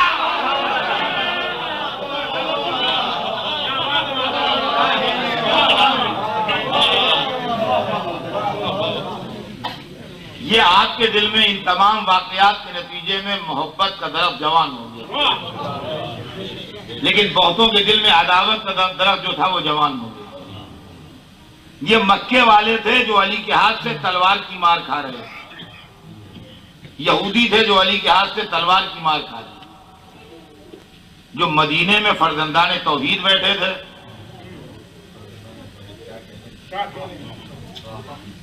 इनमें से फजाइल किसी को नहीं मिल रहे थे सिवाय अली के। दावत अशीरा भी अली के हिस्से में गई, शब हिजरत भी अली के हिस्से में गई, आये नजवा भी अली के हिस्से में गई, आये इस्तिखलाफ भी अली के हिस्से में गई, सूरह दहर भी अली के हिस्से में गया, रसूल की बेटी से शादी भी अली की हो गई, कुल ईमान भी अली बन गए, खंदक में तलवार हर में तलवार भी अली के लिए आ गई, इबादत सकलैन पर भारी अली की हो गई, खैबर का आलम भी अली को मिल गया। तो ये हर एक को बड़ी खुशी की बात नहीं है, इंसानी नेचर की कमजोरी समझिए आप।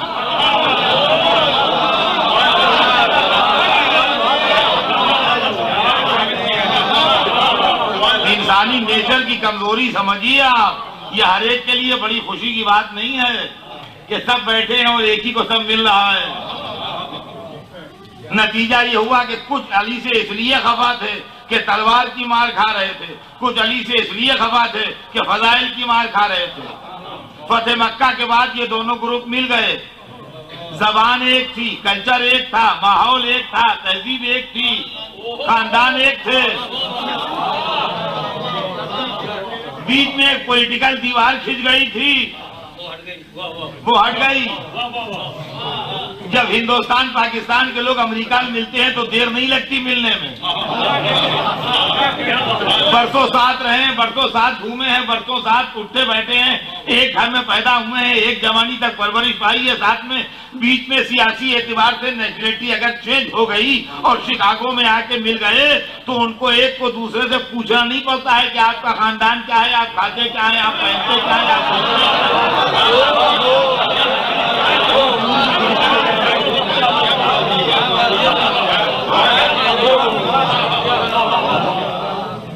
इसलिए कि तहजीब, जबान, कल्चर सब कुछ एक है, कोई फर्क नहीं है। वो एक सियासी बीच में आ गई दीवार। तो जब मक्का फतह हो गया तो मक्के मदीने वाले सब इधर उधर के मुहाजिर वो सब यहाँ वहां के सब मिल गए। बीते दिनों की याद जब आई तो कॉमन पॉइंट निकला, दुश्मनी हैदर करार।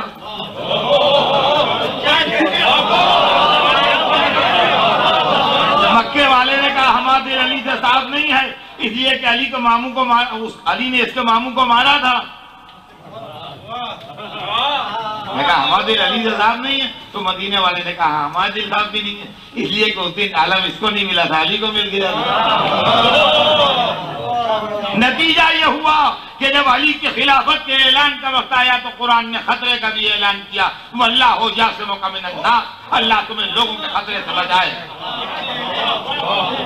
अब इंसाफ से बताइए कि गदीर में खतरा कहाँ था? रसूल मुसलमानों के बीच में थे, हाजियों के बीच में थे, सहाबियों के बीच में थे। रसूल के लिए क्या मुसलमान, हाजी, सहाबी खतरा हो सकते हैं?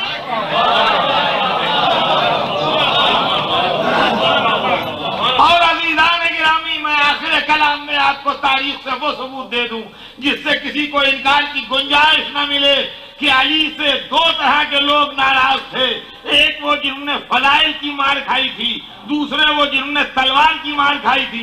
दलील ये है कि जब हालात से इत्तेफाकन अली तख्ते इख्तिदार पर आ गए तो जो फलाइल की मार खा रहा था उसका बेटा सामने आया जो तलवार की मार खा रहा था।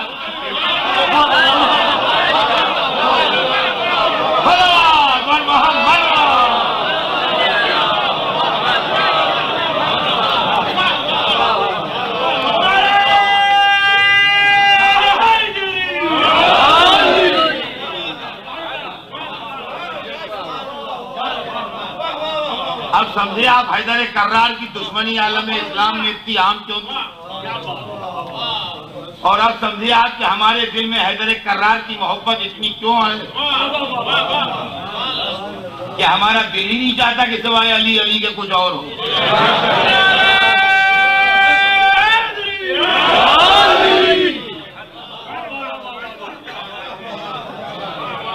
जहां किसी ने कहा या अली, दिल की कली खिल गई।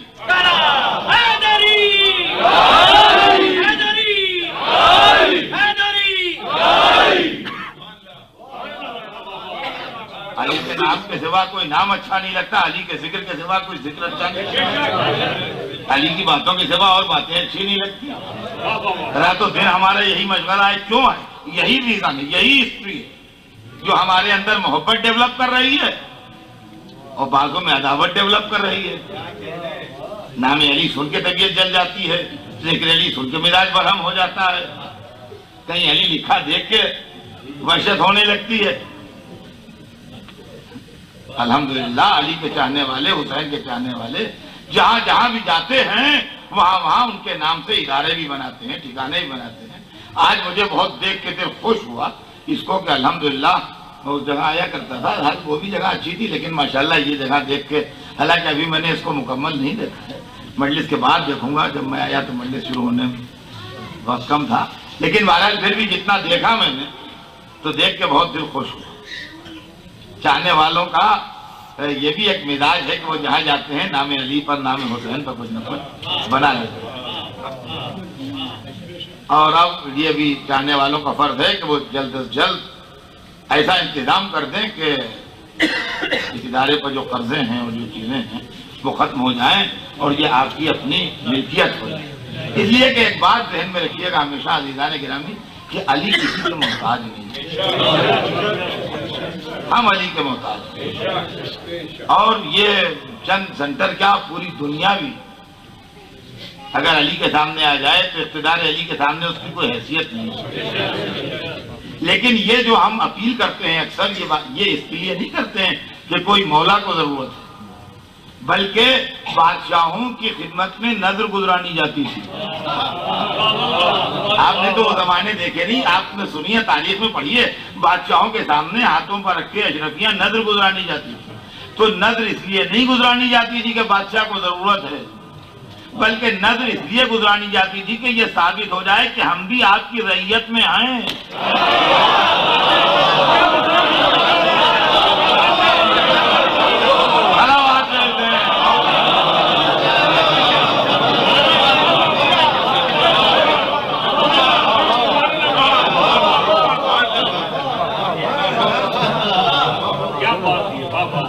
तो चंदे की बात नहीं है, हुसैनिया के लिए कभी चंदे का लफ्ज न इस्तेमाल कीजिए, ये तौहीन है। चंदा तो लावारिस मैयतों के लिए होता है, चंदा तो बेनवा मुसाफिरों के लिए होता है। जनाब अमीर के लिए कौन चंदा देता? नजराना पेश कीजिए कर कबूल उफ्तत जहेज तो शर, अगर कबूल हो जाए तो 7 पुश्तों के लिए फख्र के लिए काफी, वरना पूरी कायनात की दौलत हो अली उससे बेनियाज। तो अज़ीज़ान गिरामी ये दुश्मनी हैदर कर्रार है जो दिलों में पैदा होती है, और ये दोस्ती हैदर कर्रार है जो दिलों में पैदा होती है। और अज़ीज़ान गिरामी यही दुश्मनी थी जो हुसैन इब्न अली से निकाली, यही दुश्मनी थी जो हुसैन इब्न अली से निकाली गई। अब कल मैं आपको नतीजा या दावत सुनाऊंगा इंशाअल्लाह, मासूम आलम के हालात पढ़ूंगा, जिंदगी रही इंशाअल्लाह। आज तो आपको खाली इतना सुना दूं कि यही नतीजा या दावत था जो हुसैन से निकाला गया। करबला में जब सुबह से शाम तक तलवार चलती रही और अल्लाह की राह में कुर्बानियां होती रही और बाग़े रिसालत के फूल कुर्बागाह शहादत पर नजर दिए जाते रहे, यहां तक के जब दोस्त न रहे तो अजीजों की बारी आई। सबसे पहले औलाद अकील ने अपनी कुर्बानी पेश की, औलाद अकील के बाद औलाद जाफर ने अपनी कुर्बानी पेश की, औलाद जाफर के बाद इमामों के साहबजादे कुर्बानियां पेश करते रहे। कभी अली का कोई बेटा मक्तल में जाता था, कभी हसन का कोई फर्जंद मक्तल में जाता था, यहां तक के दिल के टुकड़ों गोद के पालों की नौबत आई। कासिम मक्तल में गए और जब कासिम की लाश के टुकड़े आए तो अब्बास ने इजाजत दी। अब्बास के शहीद होने से यह साबित हो गया कि इस लश्कर में कोई अली वाला नहीं है, इसलिए कि रसूल ने कहा था या अली हुब्बों का तकवा व ईमान। साबित हो गया आज लश्कर में कोई मोमिन नहीं। अगर अली वाला होता और मोमिन होता तो अब्बास का हाथ न होता। अब हुसैन ने उसको बेटा भेजा जो तस्वीर रसूल। अली का मानना ईमान है, रसूल का मानना इस्लाम। अली अकबर की शहादत ने यह साबित किया कि इस लश्कर में कोई मुसलमान भी नहीं, वरना शबीह रिसालत के सीने में बर्फी न लगे। जब अली अकबर का लाशा भी मक्तल से आ गया तो हुसैन एक 6 महीने के लाल को लेके चले और अली असगर की शहादत ने यह बताया कि यह लश्कर इंसानों का लश्कर नहीं है।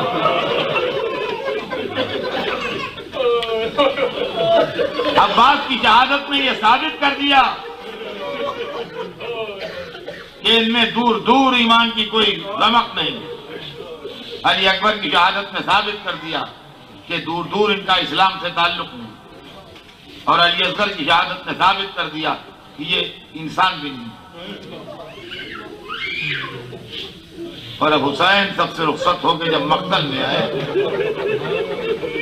अज़ीज़ान गिरामी, चंद मिनट आप मेरी तरफ मुतवज्जे रहें और मजलिस चंद मिनट के अंदर तमाम हो गई। लेकिन जो बात मैंने कही है वो बात आखिर तक वो साबित हो जाए। जब हुसैन सबसे रुखसत होके खेमे से निकल के मक्तल में आए तो दुश्मन तबले जंगी बजा रहा था। आवाज दी, उमर साद तबले जंगी रुकवा दे, मुझे तुझसे कुछ बातें करना है। उमर साद ने हुक्म दिया, तबले जंगी रोका गया। जंगी बाजा जो बज रहा था वो रोक दिया। फरमाया, उमर साद मैदान में घोड़ों और ऊंटों की आवाजें बहुत हैं, इनसे कहते चुप हो जाएं। कहा ये मेरे बस में नहीं, ये नहीं कर सकता। ये जानवरों को चुप कर दूं, ये मेरे बस में नहीं। फरमाया, सच कहा तूने, बेशक ये तेरे बस में नहीं। अच्छा, ये मेरे बस में। रवायत बताती है अंगुष्ठ शहादत को इशारा किया। हुसैन का हाथ हरकत कर रहा था। करबला के मैदान में सन्नाटा फैल रहा था।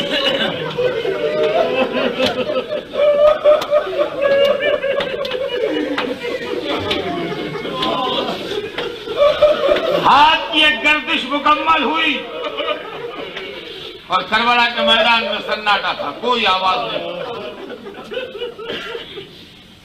कोई आवाज नहीं थी करबला के मैदान में।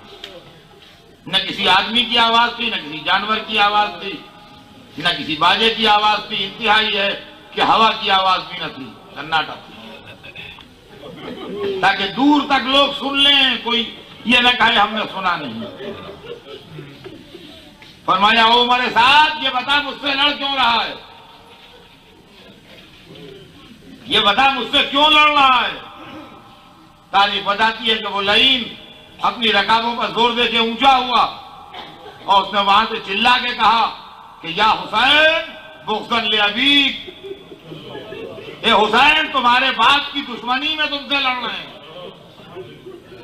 मालूम दुश्मनी हैदर कर्रार का शोला था जब करबला में भी भड़क रहा था और अली असगर की शहादत के बाद भी भड़क रहा था। शहादत जनाब अली असगर के बाद भी वो शोला बुझा नहीं था। दरहकीकत जितने अभी तक शहीद हुए उन्होंने हुसैन से इज़्न लिया, इसलिए कि हुसैन इमाम वक्त। हजरत अली अकबर, हजरत अली असगर तक इमाम की मर्जी से है। लेकिन अब हुसैन लड़ने आ रहे हैं तो हुसैन किससे इज़्न लें? हुसैन को इज़्न देंगे खुदा और रसूल। हुसैन को कोई और नहीं इज़्न दे सकता। ये हुसैन खुदा से इजाजत ले रहे हैं। दुश्मन से कहलवा लिया, बुग़्ज़न ले अबीक, तुम्हारे बाप की अदावत में लड़ रहा हूं। हदीस रसूल ने कहा, वह बुग़्ज़ का कुफ्र व निफाक, अली की अदावत क्या कुफ्र या निफाक है। तो दुश्मन ने अपनी जबान से कबूला कि वो दुश्मन अली है, यानी बनस से हदीस रसूल या काफिर है या मुनाफिक है। कुरान ने हुक्म दिया, या अय्युहन नबी जाहिदिल कुफ्फार वल मुनाफिकीन वग़्लुज़ अलैहिम, हे नबी जिहाद करो कुफ्फार और मुनाफिकीन से और शिद्दत बरतो उन पर।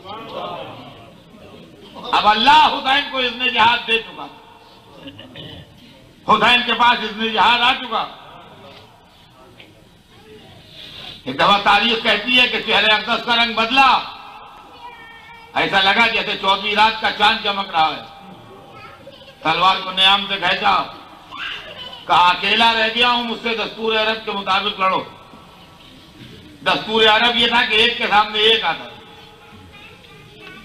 दस्तूर अरब ये था कि एक के सामने जब एक आए मैदान में तो उसके सामने एक आता। कहा अकेला रह गया हूं, मुझसे दस्तूर अरब के मुताबिक लड़ो।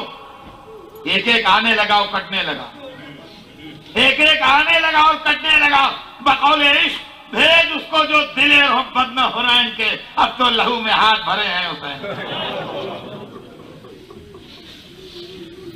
यहां तक कि जहां हुसैन खड़े थे वहां लाशों का अंबार हो गया। दो दो आने लगे, खिलाफ मुआहिदा, दो दो कटने लगे। 10-10 की टुकड़ियां आने लगी, 10-10 की टुकड़ियां कटने लगी। एक मर्तबा हमारे साथ घोड़े के रकाबों पर जोर दे के ऊंचा हुआ, कहा हाज़िर कत्ताले अरब, ये कत्ताले अरब का बेटा है, सब मर जाओगे, कोई जिंदा घर नहीं जाएगा। इसको देर करना है तो सब मिल के टूट पड़ो। फैलिए लश्कर चारों तरफ से हुसैन का टूटा।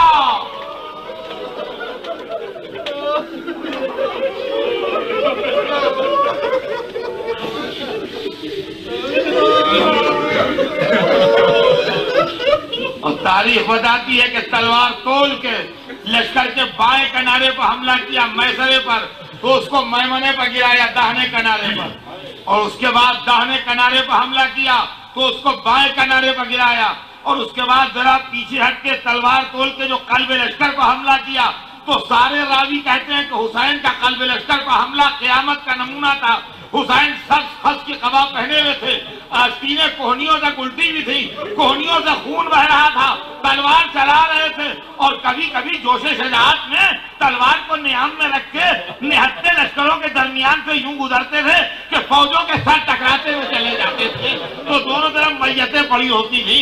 रावी कहता मैं एक बुलंदी के ऊपर खड़ा हुसैन की लड़ाई देख रहा था, सरदार अपनी फौजों को ललकार रहे थे, करबला के मैदान में महशर बपा था, लोग हुसैन पर टूटे पड़ रहे थे, और हुसैन की शान ये थी कि एक माहिर पैराग जैसे समंदर में तैरता हो, उस तरीके से वो फौजों के समंदर में तैर रहे थे। उनकी तलवार उनके सर के गिर्द हाला बनाए हुए थी, घूम रही थी, जिससे इंसानी जिस्मों के टुकड़े कट कट के गिर रहे थे, और किसी का वार हुसैन पर नहीं चल पाता था, और लश्कर के लश्कर कट कट के गिर रहे थे, और सरों की बौछार हो रही थी, और हुसैन तलवार चलाए जा रहे थे, और तलवार चलाते में कभी कभी कहते जाते थे तुमने मेरे अब्बास को भी मार डाला, तुमने मेरे अली अकबर को भी मार डाला, अरे तुमने मेरे कासिम को भी मार डाला, तुमने मेरे अली असगर को भी न छोड़ा।